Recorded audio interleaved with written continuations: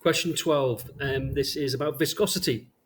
In particular, this is modelling the formation of pancake volcanoes on the surface of Venus. Right. A student in a laboratory models this, and what she has is a viscous liquid. She has two samples. She has a hot and a low, and she measures in the same amount of time how much area the viscous fluid covers.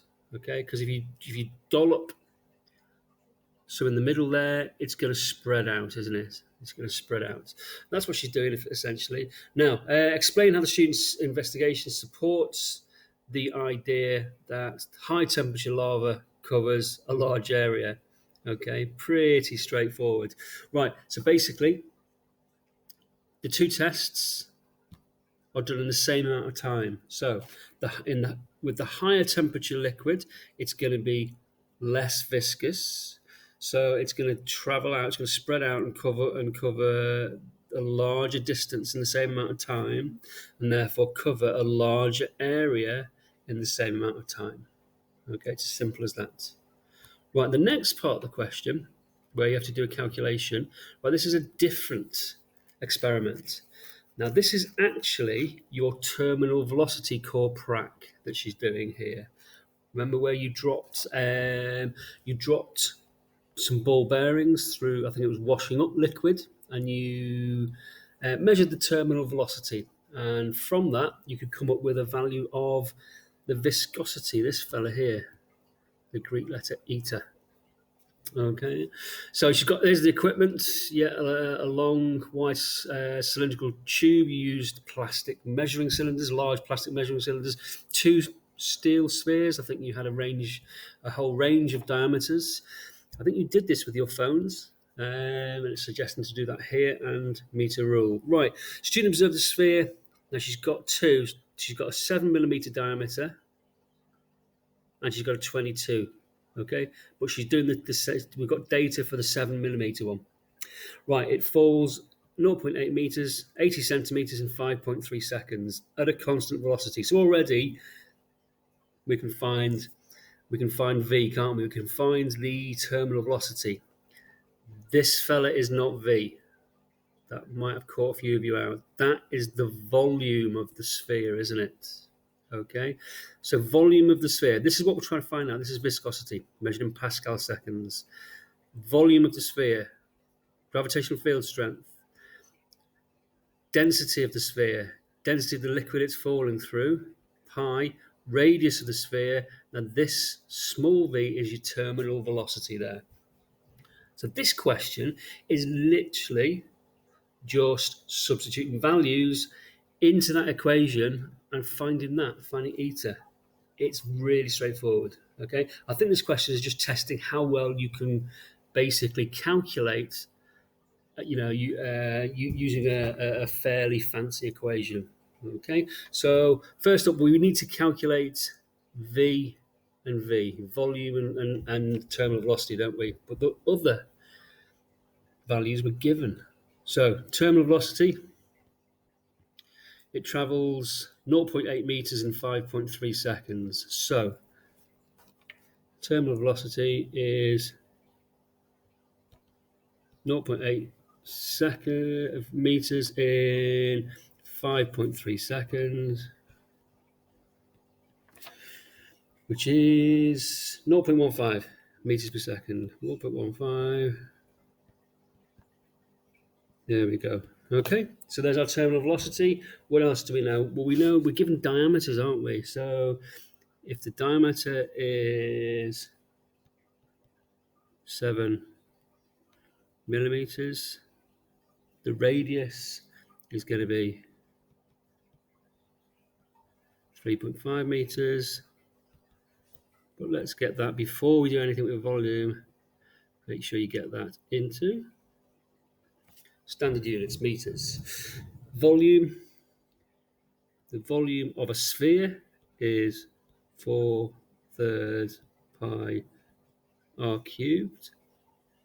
So using this value of radius that we just calculated gives us a volume of 1.79 times 10 to the minus 7 meters cubed. Okay? And then it's a case of substituting everything else we know into the viscosity equation. So there you go. Eta equals, we've got volume G rho S minus rho L over 6 pi R V. Okay, substituting in, we've got 1.79 times 10 to the minus 7. That's our volume I've just calculated. We've got little g, which is 9.81.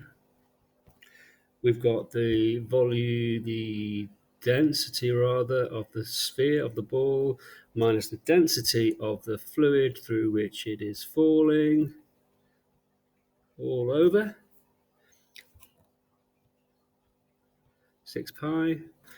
Now radius, not diameter, radius, 3.5 times 10 to the minus 3 has to be in standard units.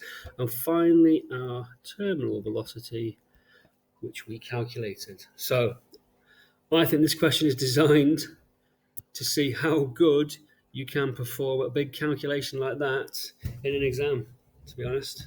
Anyway, what's the value? 1.13 eta.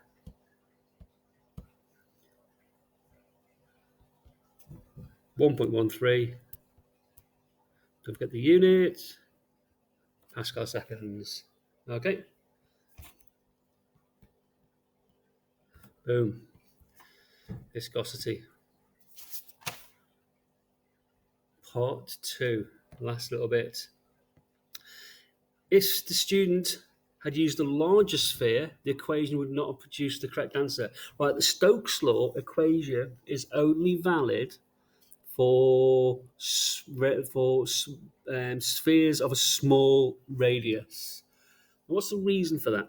Well, the reason is because Stokes law and Stokes law equation, the Stokes law equation is only true, okay, is only true if laminar flow is happening, okay? If the ball is bigger, it will have a bigger mass, so therefore it will accelerate and move more quickly through the fluid. If the ball moves quickly enough, it will start to produce turbulent flow in the fluid and the whole Stokes law equation, and as a consequence, this equation, the terminal velocity equation, are not true. Okay, so this is only true if this value of V is low enough to only produce laminar flow in the fluid around the ball as it moves through it. Okay. And finally, the student used the video camera to record the sphere. State 1 benefit. Don't write, it's more accurate. Don't write human error, please. Don't write the really painfully vague statements like that. Be specific. What is it specifically that the video camera can improve upon? Main one's reaction time. All right. If you were doing this with a stopwatch and a meter ruler in an experiment in a lab, you've got reaction time. Right now, on average, reaction time it can be up to 0.3 seconds, which is considerable. Yeah, that's quite significant if you're measuring quite small times. So reaction time is the main one. Using a video camera would totally eliminate any errors produced by reaction time. Okay, the timing can be more accurate. Okay, and also you can quite easily check the terminal velocity as it's falling down. You can check the value. So these are all things that you would have maybe been aware of and mentioned, I think, when you did this core practical anyway. So there you have it. Viscosity and terminal velocity and the core practical. Thank you.